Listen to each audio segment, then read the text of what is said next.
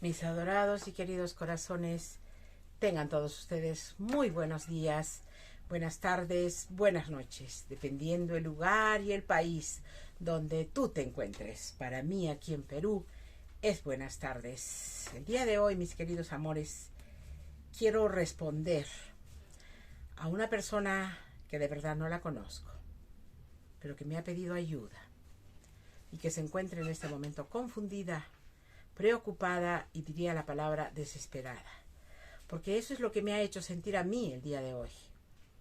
Y yo le dije que esperara, que en estas charlas de metafísica yo le iba a dar una respuesta con ejemplos, para que ella tomara una reflexión, para que ella viera que no es la única persona que pasa por eso, que hay muchísimos seres humanos en la Tierra que viven lo mismo que está viviendo ella en este momento, pero que yo creo que si sacamos de nuestro interior las fuerzas necesarias para afuera, todo se puede solucionar armoniosamente. Por eso el día de hoy he querido yo ocuparme de narrarles algo que creo que a algunas personas ya lo deben saber, pero quiero que sirva de reflexión, en especial para esa hija mía que tuvo el valor y el coraje de hablarme claro y de mandarme varios audios indicándome lo que estaba viviendo, lo que estaba sufriendo. Y yo, la verdad, esta semana pasada no he tenido mucho tiempo para escuchar, ni ver, ni revisar WhatsApp, ni Telegram, ni YouTube. He estado full time con trabajos materiales, pero aún así me he acomodado, he usado mi tiempo para hacer otras cosas, para trabajar hasta altas horas de la noche, pero aquí estoy. Y hoy día tuve la suerte de que empecé a retroceder hacia atrás en WhatsApp y me encontré con este mensaje: madre, ayúdame, tengo tal y tal y tal situación y me encuentro confundida, desesperada y no sé qué hacer. Estoy a un paso de hacer un disparate, diría yo. En ese instante le respondí y le dije que yo le iba a responder mediante este medio. Y aquí estoy, mis amados corazones. Primeramente, quiero narrarles algo que yo viví desde los 3 años y medio. Algo que quizás les sirva de reflexión a algunos y quiero que te sirva de reflexión a ti. Tu hija mía, tú sabes quién eres, porque te prometí que hoy día te iba a responder para ti y para todos los que en realidad se están viviendo en este momento estas vicisitudes y dificultades. Quiero narrarte desde cuando yo tenía 3 años y medio. A esa edad, mis queridos amores, yo todavía no estudiaba, estaba en casa. Mi madre se iba a trabajar, a ayudarle a mi abuelo a repartir los ajos, las habas, el choclo, las papas, el maíz, la cebolla, y lo repartía en todos los mercados de Arequipa. Entonces mi madre salía a 6 de la mañana a recoger las camionadas que mi abuelo dejaba en los terminales de cada mercado y lo distribuía entre los que estaban ahí, y terminaba en un mercado, se iba al otro y al otro y al otro. Total que en la noche venía con todo el dinero en su maletín que cargaba debajo de sus axilas, acá debajo del brazo, y traía el dinero de mi abuelo. Mi mamita, de verdad, ahora ya no la juzgo porque la comprendo, la entiendo. En un comienzo yo no sabía y no me daba cuenta de las cosas, pensaba que ya no me quería. Ahora digo con todo el amor divino, mi mamita linda, venía y le daba a mi abuelo las cuentas y le pasaba las listas, y mi abuelo hilo por hilo, uno por uno revisaba, sumaba y amontonaba el dinero, porque en la mañana siguiente venían a llevarlos del banco, no sé de qué banco. Así en la mesa grande tenía puro billete de 500 envueltos con cinta, con elásticos. Y mi mamá le rendía todos los días las cuentas, pero a mi abuelo yo nunca vi que le pagara un sol. Creo que mi abuelo le pagaba con el alimento que nos daba para nosotros y para ella, porque mi madre todo el día laboraba y venía directamente a cenar en la noche, a bañarse y a meterse a la cama, porque estaba súper cansada de haber laborado todo el día. Entonces mi mamita nunca tenía tiempo para ocuparse de nosotros. Creo que ni de mí ni de mi hermanita pequeña, ni de mi hermano Henry, que era 4 años mayor que yo. Quizás un poquito más. De repente diría yo 4 años tenía yo y él tendría 8, más o menos, para que tengamos una reflexión. Y mi mamacita no tenía tiempo para mí, me dejaba. En la casa había un empleado de unos 22 años que nos cuidaba y cocinaba en la casa. Y mi abuela estaba en la parte de atrás del departamento, de la casa grande, porque era una casa enorme, de 2.550 metros cuadrados en Miraflores, en la calle Puno. Entonces, mis corazones preciosos, ella no se preocupaba por nada. Y la primera vez que me sucedió esto fue muy fuerte y caótico para mí. El empleado intentó violarme. Mi hermano Henry, de 4 años mayor que yo, vino, creo que con un palo, no me acuerdo con qué, y lo golpeó en la espalda. Me soltó. Y él comenzó a gritar. Entonces, como comenzó a gritar, ya no pudo hacerme nada. Entonces yo me levanté, me vestí. Y en ese momento, la verdad, mis corazones, yo no guardaba odio, ni guardaba rencor. Lo miraba a él como algo muy especial para mí. Mi mamita lo tenía encerrado, no dejaba que salga a la calle. Solo quería un empleado que la atienda. Y cuando mi mamá se amargaba o lo golpeaba, le daba unos golpes muy fuertes en la cabeza con un metal pesado. Y eso a mí me movió el corazón. Yo no podía guardarle odio ni rencor. Lo triste fue que yo pensé que ya no me iba a perturbar, pero no va a pasar, creo, ni 2 meses, o quizás 3 meses, él intentó nuevamente hacer lo propio. Nuevamente mi hermano Henry me salvó. De la misma manera que la primera vez. Tampoco le guardé cólera, ni le dije nada a mi mamá, porque mi mamacita no tenía tiempo para ocuparse de nosotros. Mi madre se iba a laborar para mi abuelo, pensando que mi abuela se preocupaba, pero mi abuela ni siquiera salía de la parte de atrás de la casa a ver cómo estábamos los pequeños afuera, con el empleado varón. Habrían pasado quizás medio año, y yo ya estaba ya en el colegio. De 4 años me pusieron al colegio. Y nuevamente lo intentó hacer, pero esta vez fue horroroso porque él quiso hacerlo conmigo, pero de otra manera, introducirlo por mi boca. Yo miré eso y para mí fue horroroso. Y gritaba y no podía porque él me tapaba la boca con... Ustedes ya saben con qué. Y mi hermano agarró un cuchillo y se lo introdujo en la espalda. Porque parece que él no me soltaba. Por más que le hablaba, no me soltaba. Después de eso, ya ustedes pueden imaginarse lo que sucedió. Tuvimos que hablar con mi abuela y mi abuela lo llevó al hospital a que lo cosan, lo curen. Pero yo le pedí favor a mi abuela que no le dijera a mi mamá, porque si mi mamá se enteraba era capaz de matarlo. Y yo veía cómo lo golpeaba a mi madre en la cabeza y cada día lo veía él más sonso, más deprimido. Ya no era un ser humano normal y mi mamá lo tenía encerrado. Y estoy contando la verdad, porque eso yo lo viví de niña. A raíz de eso, mis amados corazones, yo no le guardaba odio, pero ya le tenía miedo, ya me alejaba de él, ya no me acercaba a él. Él hizo hasta lo imposible para decirme, perdóname, Betita, no sé por qué lo he hecho, por qué, pero yo ya no podía, no le tenía cólera, pero tenía cierta tristeza en mi corazón de que me daba miedo porque ya me lo intentó 3 veces. Quiero decirles todo, porque aquí necesito abrir mi corazón para que todo el mundo sepa que cada ser humano viene a la tierra por algo y tenemos que cumplir una misión. Pero no debemos pensar que somos los únicos que sufrimos, porque todo el mundo pasa por algo. Quizás hay seres humanos que han venido, han sido felices, han tenido todo. Bueno, serán contados con el dedo, ¿no? Debe ser, les corresponde vivir eso. Pero no pasó ni siquiera, creo que 1 año, o quizás un poco menos. Mi papá me llevó a su trabajo. Trabajaba en un cine. Y había un señor que se llamaba Goyo, ya creo que ha fallecido. Y siempre me andaba mirando de una manera media fea que yo le tenía un poco de miedo. Y ese día fui en la parte de atrás del cine, mi papá me dejaba en la última butaca, y yo fui a miccionar al baño.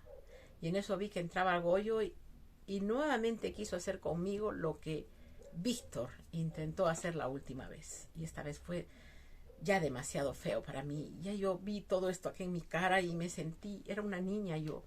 Y grité tan fuerte que de las últimas butacas alguien escucharía pues mi grito. Y vino y emprendió la puerta, lo agarró a él y le dio duro.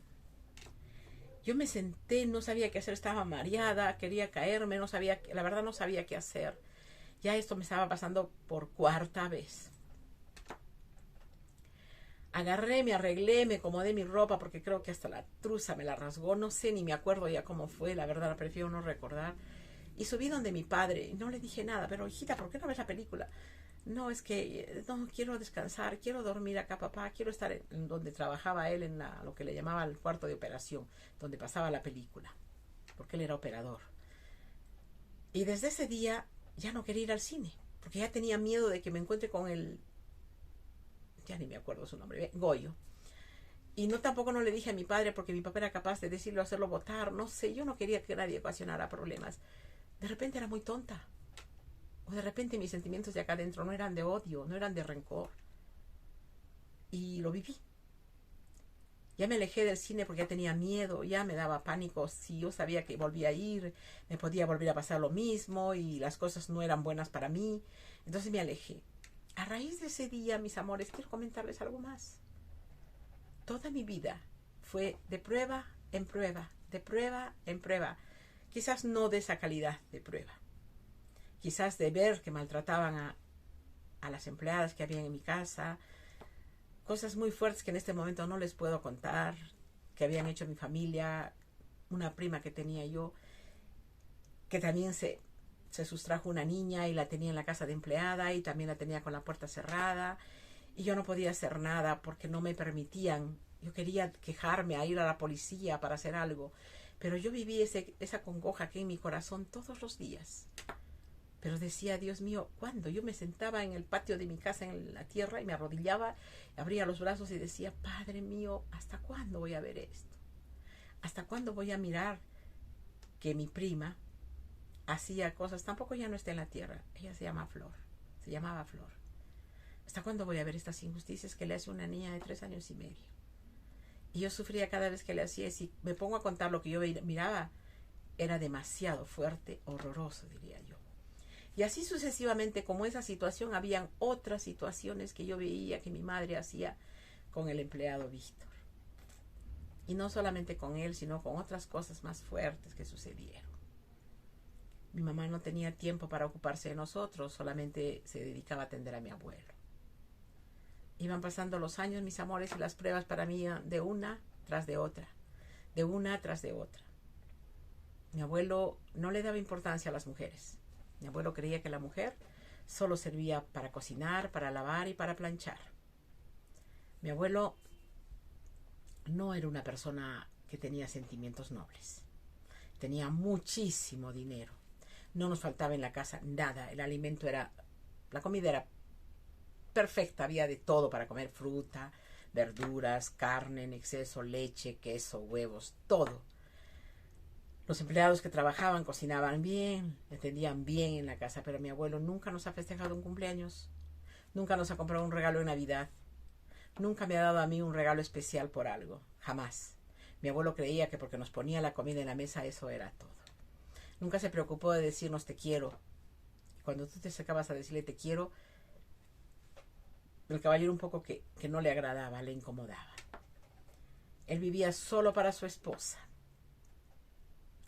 Y su esposa vivía solo para él, porque mi abuela nunca se preocupó de nosotros. Era muy linda, muy buena cuando yo estaba, porque yo dormía con ellos arriba, porque yo atendía a mi abuela todas las noches, cuando se levantaba a miccionar en la noche 1 o 2 veces. Entonces yo la llevaba al baño, la hacía miccionar, la atendía, le secaba y la traía a la cama y la hacía acostar. Yo le acompañaba a mi abuelo arriba en su casa, más o menos, sin mentirles, creo que desde los 6 años, no sé hasta cuánto tiempo más. Y cuando iba a la chacra era igual. Entonces, pero mi abuelo jamás, hasta para serles sinceras, yo he tenido la oportunidad de decirle dormir en una cama. Yo dormía en 2 cueritos en el suelo al ladito de la cama de mi abuela para poderla atender. Mi abuelo, con todo el dinero que tenía, ni siquiera una cama me compró. Pero yo quiero contar todo esto por la siguiente razón. Yo todavía era una niña cuando viví todo esto. Y en mi niñez jamás me quejé. Jamás hice algo incorrecto. Ni tampoco intenté hacer ningún disparate, ni intenté matarme, ni intenté hacer absolutamente nada. Porque yo pensaba y decía, nuestro Padre Creador, porque yo siempre hablaba con él. Papito lindo, yo siempre le decía. Padre amado, también le decía. Yo no sé por qué yo no hablaba de Jesús. Yo siempre me arrodillaba y hacía mis brazos abiertos y le hablaba a él y le decía, ayúdame. Yo quiero hacer esto, no me gusta esto, no me gusta lo otro. Pero yo seguía de frente, tanto cuando ya fui creciendo. Y las cosas se dieron para mí de una manera no fáciles, porque mi mamá nunca fue amorosa conmigo, nunca me dio cariño, nunca me abrazó ni me dijo te amo. Y yo necesitaba ese cariño de mi madre, pero tenía el cariño de mi padre, que él me daba todo el amor del mundo que yo necesitaba. Yo he vivido muchas dificultades, hasta que a los 14 años conocí al padre de mis hijos. Y en una de las veces que mi mamacita viajaba a la chacra, yo me quedé en la casa. Y yo enamoraba con él. Y me dio a beber una bebida, no sé qué clase de bebida. Y yo no recuerdo nada hasta el día siguiente. Al día siguiente en la mañana encontré un papel, una carta debajo de mi cama, mi almohada. Y me encontré que que me habría venido mi regla, pensaba yo en ese entonces. Leí la carta y ahí me decía, pues no, ahora sí, eres tú la que me tienes que pedir que me case contigo. Porque después de lo sucedido ya no hay marcha atrás. La verdad para mí fue tan fuerte que lo único que atiné yo fui a correr a llamarlo por teléfono y decirle lo que había hecho. Pero él no era tampoco en ese entonces malcriado. Y me habló y me dijo, yo te quiero y quiero casarme contigo. Pero ¿cómo nos vamos a casar? Somos dos criaturas. Entonces yo recién entendí lo que había pasado. La verdad para mí fue muy incómodo y muy doloroso. Pero ya cometí el error sin darme cuenta. Y ya no podía hablar en ese entonces con mi mamá. A los 10 o 12 o 15 días quizás, no recuerdo, él me dijo, escapémonos al Cusco. Para que nos vamos a escapar, nos vamos a ir al Cusco y allá nos vamos a poder casar. Vamos a poder ir a algún sitio y regresamos y nos tienen que autorizar. Pero es que yo no me quiero casar, le dije. Yo soy muy joven. No he terminado la secundaria. Pero no sé cómo me convenció. Mira, que van a decir, que esto y que lo otro, que por aquí, por allá. Fui a Cusco. Y ahí en Cusco casi me mata. Me quería escapar para salir de ahí porque ya me tenía encerrada, no me dejaba salir ni a la puerta. Ya me di cuenta que se sentía dueño de mí. Hago esta aclaración. Estoy haciendo todo esto. Estoy contando lo más íntimo de mi ser. Porque quiero que todos comprendan que cuando uno está con una persona enferma, más enfermas somos nosotros por meternos con una persona que es de esa calidad. Entonces él ya me demostró ese día en el Cusco de lo que era capaz. Yo quise escaparme para salir porque no me dejaba salir ni a la puerta, porque tenía un amigo que era cura, que más o menos me dijo, así entre broma y broma con él, me dijo delante de él, yo si me encontraría una mujer como tú me casaría. Eso le descompuso al papá de mis hijos y desde ahí se puso celoso con él. Entonces a raíz de eso, ya como me tenía ya maniatada, no me dejaba salir, yo me levanté pues y dije, me salgo, me escapo, me voy. A mí donde sea me voy, pero ya no sigo con este hombre porque sus celos eran enfermos. Recién se manifestó como era. Agarró una tijera que era, sin mentirles, de este porte. Es más o menos de 30 centímetros. Que yo cargaba, porque yo ya cortaba telas, la cargaba en mi maletín y por casualidad la pusimos en la mesa. Yo no sé cómo abrió la tijera y yo estaba ya llegando a la puerta y me la jondió así con la tijera abierta. ¡Fuc! Yo tenía esta misma cola.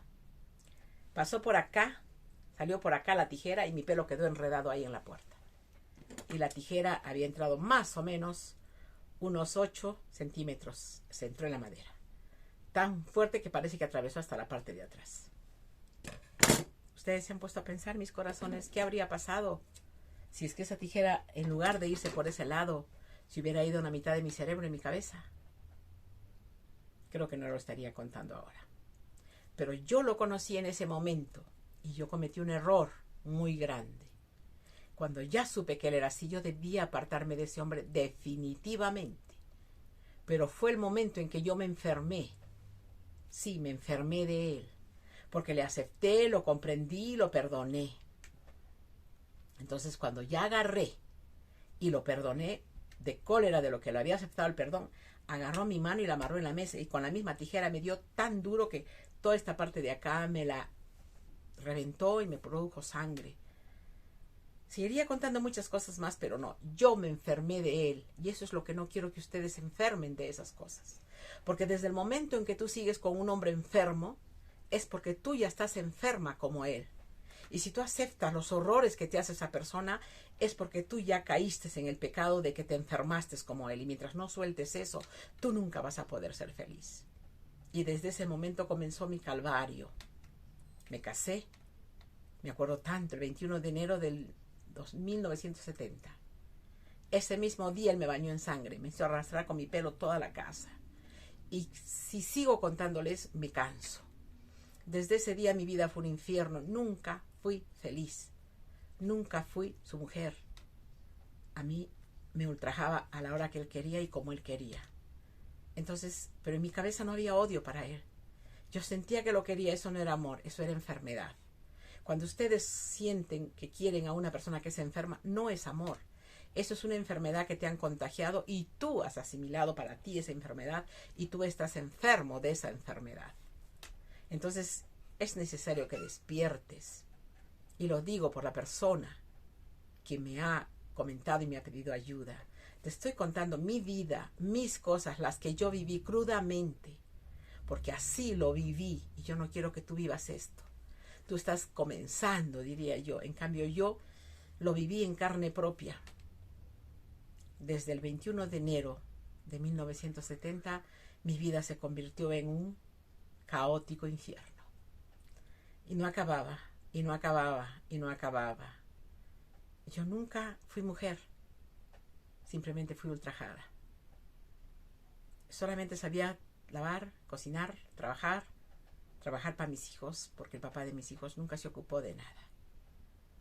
Era una persona que le gustaba el trago, le gustaban las drogas, y le gustaba sustraer las cosas de las personas que lo querían y les quitaba para servirse de las cosas que él hacía en sus placeres vanos, que iba a estos lugares donde habían damas todas las noches. Entonces, a pesar de todas esas cosas que yo viví, yo siempre quise a mis hijos. Nunca pensé en dejarlos ni entregarlos a su abuela porque ella me los pedía todos los días, ni dejárselos con él porque tampoco él no era responsable, ni ninguna cosa por el estilo.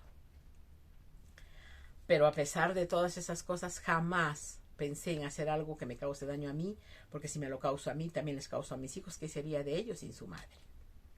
Yo soy una mujer, yo creo que nuestro Padre Creador me ha dado una responsabilidad bien grande, y yo creo que todos tenemos una responsabilidad bien grande cuando venimos acá a la tierra, y si aceptamos estar acá es por algo. Dice que cada uno recibe el peso que puede cargar en sus hombros. Nuestro Padre no te da a ti más de lo que tú puedes cargar. Eso quiere decir que yo he podido cargar bastante. Y lo he hecho. He trabajado, he terminado la secundaria de noche, he estudiado ocupando los primeros puestos de mi colegio, he tratado de hacer las cosas bien, he tratado de que a mis hijos no les falte comida, no les falte el alimento y darles lo mejor del mundo. Pero no siempre todo lo que hacemos tiene buenos frutos. A veces lo que hacemos es como que no les importa a las demás personas. Pero no quiere decir eso, de que por eso que no les importa yo voy a dejar de ser madre. Yo he sido madre y lo voy a seguir siendo todos los días de mi vida.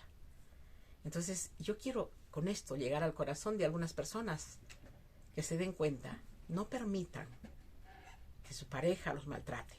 No permitan que hagan con ustedes lo que hicieron conmigo.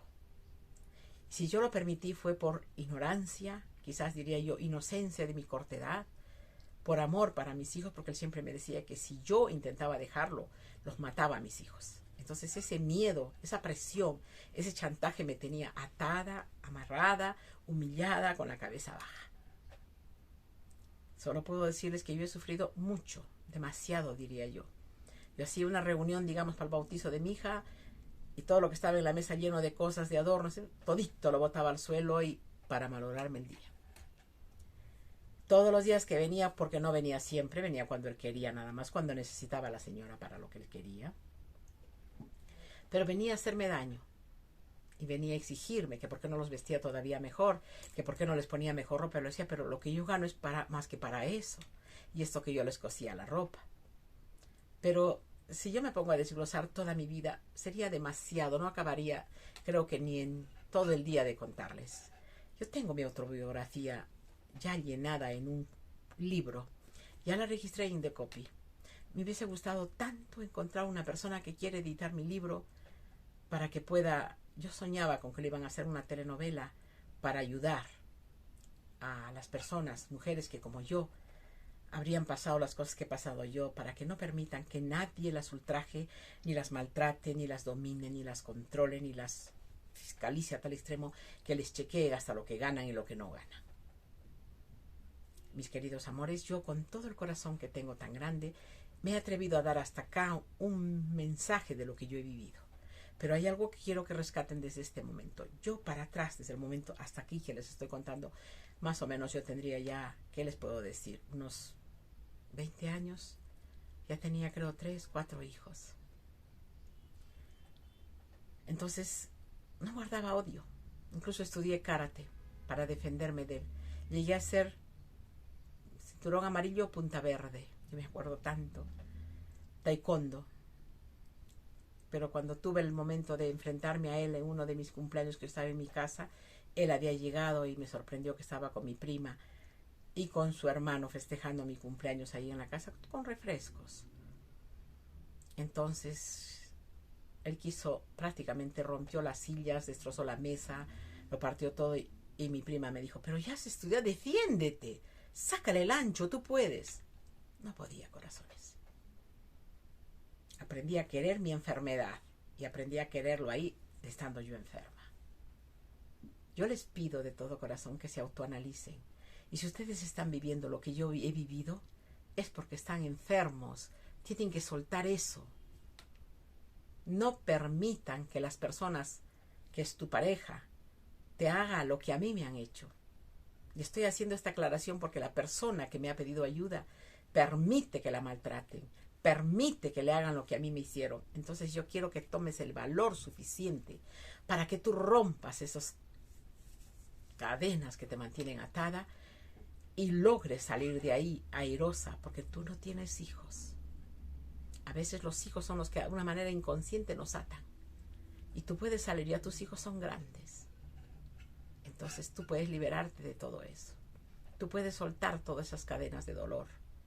Porque de verdad a mí me ataba a mis hijos. Él me decía, si tú haces algo, te vas, yo la mato a tu hija. Y era la hija que él no quería, la segunda de mis hijas. Mi Canelita, porque ella no ha salido mi color, ha salido el color de él. Y siempre le decía, negra, jetona, india, fea, no te quiero. Y ahora cuando ha estado grande, mi hija llegaba de Lima, era la única de mis hijas que venía a visitarlo.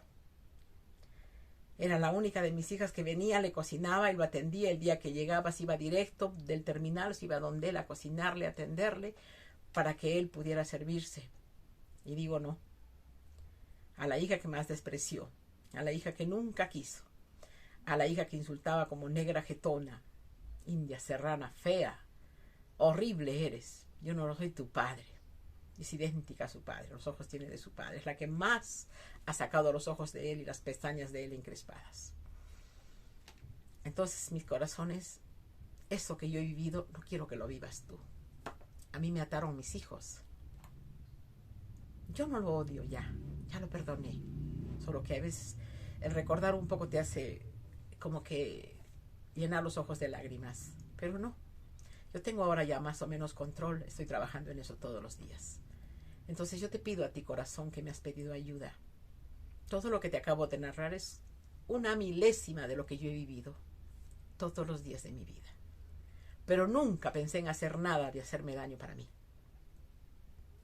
Siempre me mantenía parada, de pie, firme, decidida a que mañana iba a ser mejor.